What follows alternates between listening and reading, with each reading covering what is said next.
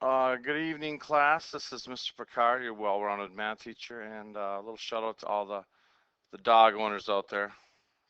We are going to cover complex numbers today, section 5.4. We're going to spend a couple days on this. Complex number, basically what we're talking about when we're working with complex numbers to begin with here is the square root symbol.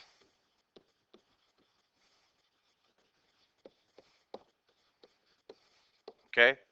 Another name that we have for the square root symbol here is this. It is also called a radical. You guys haven't heard it called radical too much, but we do a little bit more with the square root symbol rather than just taking the square root. So you'll hear me call it a radical sign or a square root symbol, either or, same thing. A couple things we can do with radicals or square roots is we can break them up. You look here, if you have the square root of a times b, you can pull that apart and say that's the square root of a times the square root of b. Now, why would we ever want to do that? Well, you guys know what the square root of 4 is? Of course you do. Square root of 4 is equal to 2, because 2 times 2 equals 4. Another way to look at this, it's the square root of 2 times 2. In other words, what times itself will give you 4? Well, 2 will. If you have 2 of the same thing underneath the square root symbol, you can pull it out, and that is the root, 2. Square root of 4 is 2 because there's 2 numbers. You'd multiply those 2 numbers in order to get 4. In other words, what I'm trying to say is if there's 2 numbers that are the same underneath the square root, you can pull them out outside of the radical or outside the square root.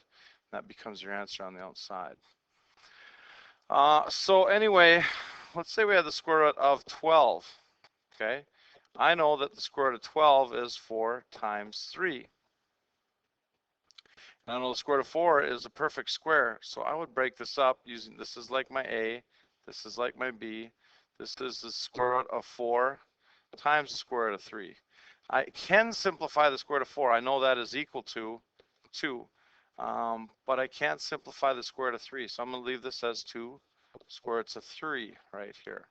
I'm going to show you a couple different ways we can do this. But this is one of the reasons you may want to pull something apart. Also, you can go the other way. Let's say I add the square root of 2 times the square root of 8. I can't simplify the square root of 2. It's not a perfect square. Neither is 8. But if I say, well, the square root of 2 times the square root of 8, that's the same thing as the square root of 2 times 8 like this underneath one square root symbol, or the square root of 16. I know what the square root of 16 is. The square root of 16 is 4. Okay? So we're going to be simplifying radicals here. A lot of different rules. Hopefully you guys get familiar with it with time when we work with them a little bit. As far as fractions go, a couple things about radicals or square root symbols. Simplified square root expressions do not have radicals in the denominator. Okay, we'll talk about that in a minute. And any number remaining under the square root has no perfect square factors other than 1. No radicals in the denominator. So in other words, I couldn't have an answer of like 1 over the square root of 2. You can't have a square root symbol or radical in the denominator. So we're going to try and talk about that and fix that. So this one, square root of a over b. First of all, you can't have a fraction underneath your radical symbol or your square root symbol. So they take care of that by splitting it up like this. So let's say I have the square root of 3/4. Well, I can't leave a fraction underneath my square root symbol, so I'm going to break it up. I can say that's the square root of 3 over the square root of 4. And from that, I can't simplify the square root of 3. 3 isn't a perfect square, but 4 is. The square root of 4 is equal to 2. And there's my answer. That's one thing you can do with square root symbols. Another thing is this. Let's say we had, how about square root of 5/3. Okay. This is, I can't have a fraction underneath my square root symbol. So the first thing I got to do is break this up. This is the square root of 5 over the square root of 3. Well, I can't have the square root of 3 in the denominator. So what you do is this. You usually multiply by that same number 3, but I'm going to say this is the square root of 3 over the square root of 3. When I multiply by this, the top isn't a big deal. Square root of 5 and the square root of 3 is just the square root of 15. But on the bottom, when I multiply the square root of 3 times the square root of 3 here, I get the square root of 9. And I know the square root of 9 is equal to 3. So I get the square root of 15 all over 3. Once again, no square root symbol in the denominator. Where here, we do, and we got to get rid of it. And usually, we'll practice this more, but if you multiply it by itself, you get the square root of 3 times the square root of 3 is the square root of 9, and you can simplify that. Okay? So just a little bit with complex numbers to begin with. Something that will really help us succeed through these problems is knowing a perfect square. Yes, this is true. It's kind of a rough looking chart, but it's good to know all your perfect squares. 16 is 4 times 4, 81, 9 times 9, all the way down to 256, 16 times 16. So if I had a problem like the square root of 256, I know that's equal to 16. You could probably do these up to 20. I'm going to show you a technique where we really don't worry about perfect squares so much as prime factorization.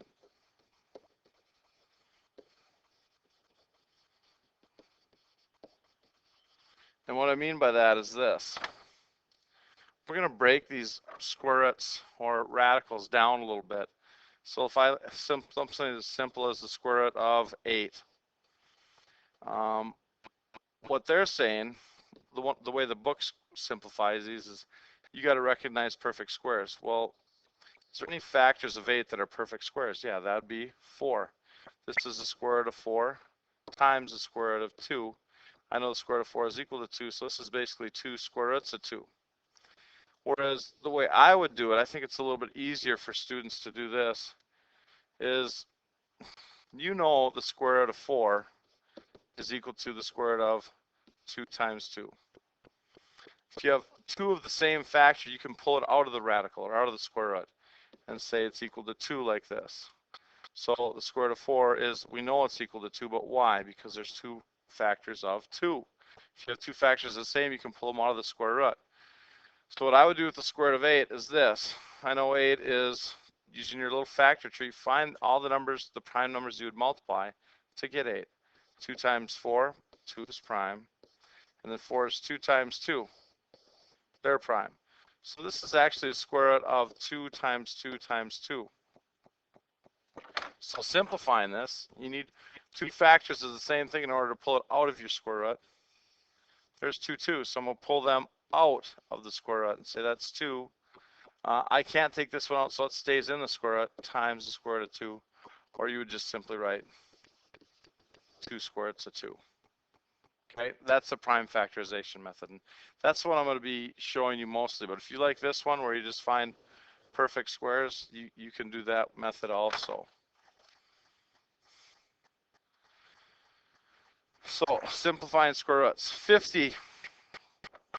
Okay, what I would do with this is I'd take 50 off to the side and say, you know what?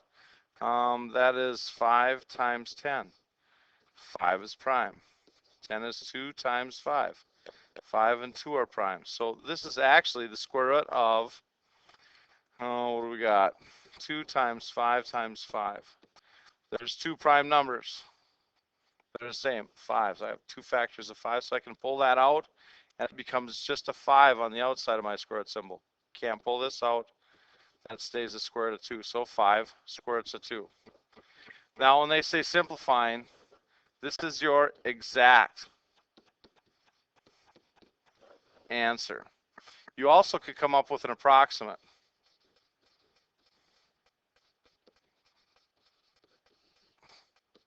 Approximate answer, and that would be just to plug this into your graphing calculator, you know, or any calculator for that matter.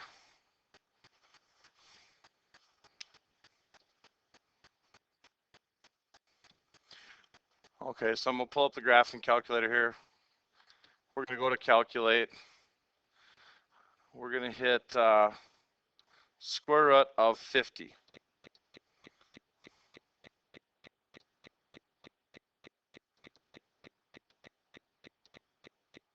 And hit enter. and you get 7.07. Basically, this decimal continues on forever. So this is an exact answer because the decimal doesn't quit. It's a non-terminating, non-repeating decimal. So the square root of 50, you could say, is 7.07.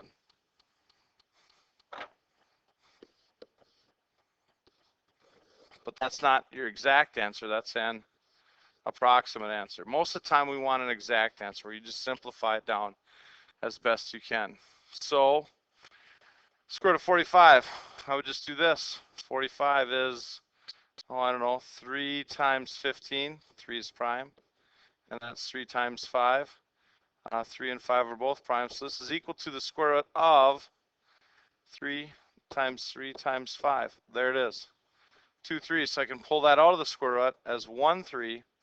I can't take the 5 out, so it's 3 square roots of 5, and that is my exact simplified answer right there.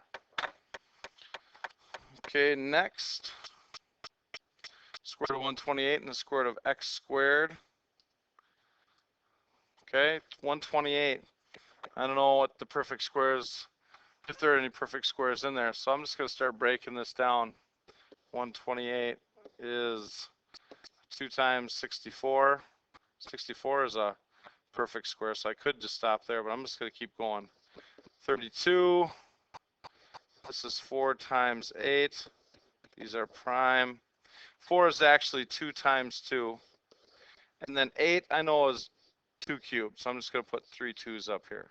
Oh, not a 3. Prime, prime, prime. So how many 2's do I have altogether? 1, 2, 3, 4, 5, 6, 7.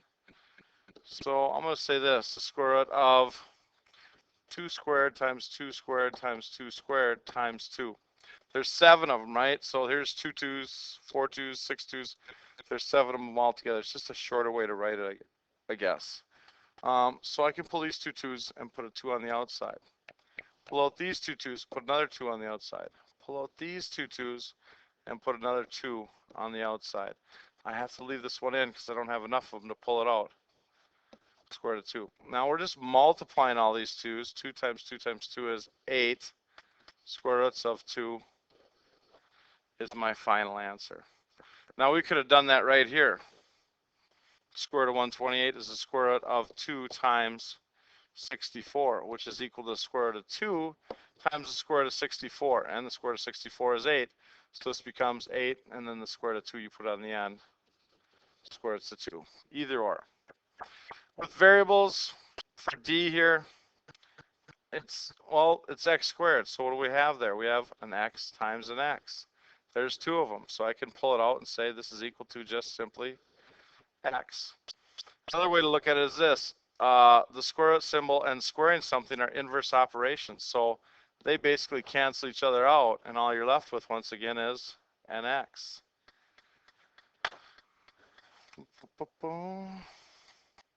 Okay, we got time for a couple more here. So working with this problem right here. You got 25 x squared and y to the 4th. What do you do with all of them? Well, you could do prime factorization for the whole thing if you wanted to. You could say 25 is 5 times 5. So I'm going to pull those 2 out. X squared, you know, is just going to become an x on the outside, but just looking at it like this, it's x times x. And then y to the 4th, that's 4 y's. For each 2 y's, you can pull one out, pull them out, and have a y on the outside of your square root symbol. So instead of having 4 y's here, I'm going to say y squared times y squared. So I can pull a 5 out. I can pull an x out because I have 2 x's there. Here's 2 y's. I'm going to pull that out. It becomes a y on the outside of the square root symbol. And another y. So cleaning up my answer here, this is 5 x times y is just x y squared. And there is my answer. 5x y squared. Beautiful. What do we got here?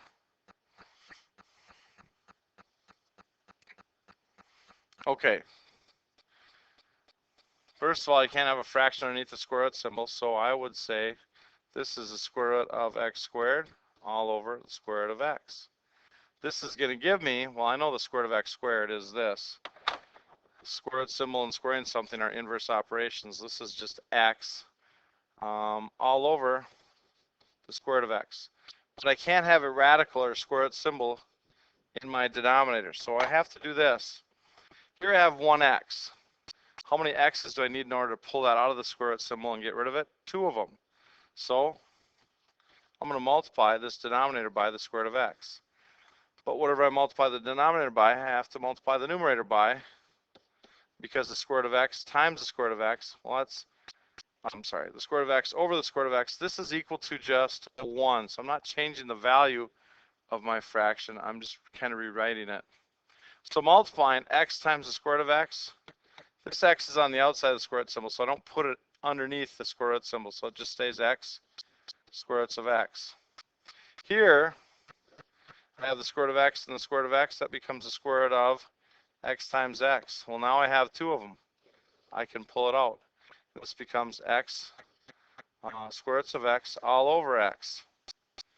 And for that matter, what is x divided by x? Well, anything divided by itself is equal to 1, so these cancel out. I'm left with the square root of x over 1, or just the square root of x. And we are done for today. We'll do some more of these tomorrow in class, and we're probably going to do a couple CFAs. I'll have you guys work a few of these in Schoology and then put them back into Schoology in my Dropbox. So we'll see you tomorrow. We'll do that. And shout out going out to all the people that like to deer hunt. Oh, we already did that one. Shout out to all the people that hate deer hunters.